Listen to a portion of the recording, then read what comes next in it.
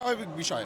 তো আমরা বাংলাদেশের জনগণ শেখ হাসিনাকে কোনো ভ্যালিডিটি দেই না, তার কোনো কথা আমরা গুরুত্ব দেই না, তার কোনো কথার গ্রহণযোগ্যতা আমাদের কাছে নাই। তো তার ছেলের গ্রহণযোগ্যতা আসলে কোথা থেকে? তো তার ছেলে তো মামুলি একটা ছেলে মাত্র, তার ঠিক আছে, শেখ হাসিনার কপর ছেলেকে নিয়ে শেখ হাসিনা ওইখানে যাক, তার মতো করে তাদের মতো করে চলে যাক, তাদের সাথে আমাদের কোনো কথা নাই, তাদের সাথে আমাদের কোনো কথার প্রত্যুত্তর দেওয়ার মতো কোনো জায়গা নাই। তো যারা পালিয়ে গেছে তো পালিয়ে গেছে, আপনারা নিজেরাই দেখেছেন। সে যদি মনে করত, মানে সে যেই কথাটা বলতো এখন তো ষড়যন্ত্রে ফাঁদ পাচ্ছে, এটাকে আমরা বুঝি না? বাংলাদেশের মানুষকে এত বোকা? তো বাংলাদেশের মানুষ এই যে ষড়যন্ত্রগুলো তারা করার চেষ্টা করছে, এটা অবশ্যই এই শেখ হাসিনা যে যারা দালালি করছে এখন, শেখ হাসিনার যারা দোষর আছে তারা এই যে করার চেষ্টা করছে, তো আমরা এটা মনে করছি সেই ষড়যন্ত্রেরই অংশ। তো তাই সবাইকে বলবো, সবাই হুঁশিয়ার থাকবেন।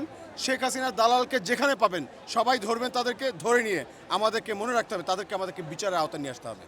আরেকটা বিষয় একটু জানতে চাই, সেটা হচ্ছে এই সাম্প্রতিক সময়ে লঘুর যে ট্রাম্প কার্ড, এটা একটা পুরনো কৌশল, পুরনো রাজনৈতিক কৌশল।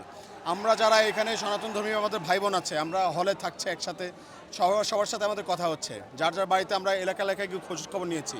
গতকালকে আমাদের সমন্বয়করা কিন্তু ঢাকেশ্বরী মন্দিরেও গেছে, বাংলাদেশের প্রত্যেকটা মন্দিরে গিয়ে শিক্ষার্থীরা গিয়ে তাদেরকে সেগুলো পাহারা দিচ্ছে। এমনকি আপনারা দেখেছেন এখানে যে ছাত্র শিবির যারা ছিল, যাদেরকে নিয়ে যাদের জঙ্গি বলা হতো, হ্যাঁ, নিষিদ্ধ সংগঠন বলা হতো, এমনকি তাদের একটা খুব পজিটিভ একটা কাজ আমি নিজে দেখেছি, যে তারা গিয়ে কিন্তু এই যে মন্দিরের ভাঙচুর যাতে না হয়, তারা কিন্তু সেখানে গিয়ে মন্দিরগুলো পাহারা দিয়েছে। তো এইটা কিন্তু একটা পজিটিভ একটা সাইন, যে শেখ হাসিনা কিন্তু যখন যাকে থ্রেড মনে করেছে তখন তাকে জঙ্গি সাজিয়েছে। তো এই মুহূর্তে আমি সবাইকে বলবো, বাংলাদেশের আপনারা প্রত্যেকে এই যে যারা সংখ্যালঘু ভাইয়েরা আছে তাদেরকে আপনারা সেভ করেন, তাদের পাশে এসে দাঁড়ান, এবং সংখ্যালঘু ভাইয়েরা যারা আছেন আপনারা আলাদাভাবে যে শেখ হাসিনা যে ষড়যন্ত্র করছে, ষড়যন্ত্রের সাথে কোনোভাবে আপনাদের যেন যোগসূত্র না পাওয়া যায়। যদি আপনারা মনে করেন আপনারা এই ষড়যন্ত্রে সামিল হয়ে ইন্ডিয়ার যে গুজব ছড়ানো মিডিয়া তাদের সঙ্গে যোগ হয়ে আপনারা যদি মনে করেন দালালি করবেন, তাহলে আপনারা বোকার স্বর্গে বাস করছেন। আপনাদের প্রতি যে সিম্প্যাথি আমাদের আছে, সমবেদনা আছে, সমব্যথা আছে, সেটা কিন্তু হারিয়ে ফেলবেন আপনারা। তো আপনাদের উদ্দেশ্যে এটুকুই বলবো, আপনারা আমাদের ভাই, আপনারা আমাদের বন্ধু, আপনারা আমাদের সহপাঠী। আপনাদের নিরাপত্তা নিশ্চিত করার দায়িত্ব আমাদের।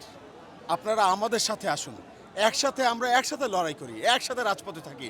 আমরা একসাথে রাজপথে থাকলে কে আমাদের ভাইদের ক্ষতি করবে, কে আমাদের ভাইদের গায়ে হাত তুলবে, আমরা তাদের হাত ভেঙে চুরমার করে মাটির সাথে মিশিয়ে দেবো ইনশাআল্লাহ। ঠিক জানতে চাবো সেটা